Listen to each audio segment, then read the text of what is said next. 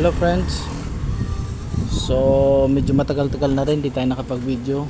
Dito ulit tayo sa Tugano Food Store para lang sa mga ilang update. So isa lang naman ang kapansin-pansin dito na nagbago.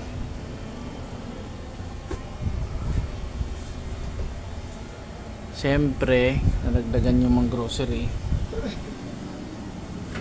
Ayan. At ang kapansin-pansin, ito, nagdagdag ng kukonsumo ng kuryente.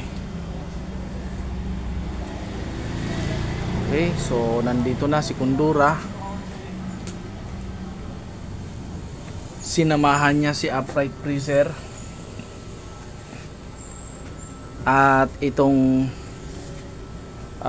meat freezer din.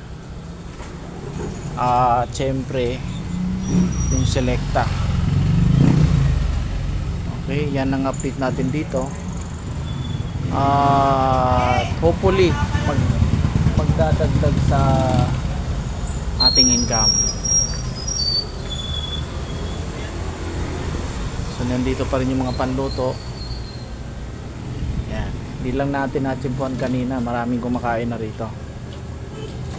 Okay, may lamesa sa labas. Gabi na ito, so magko-closing na kami. Hopefully next video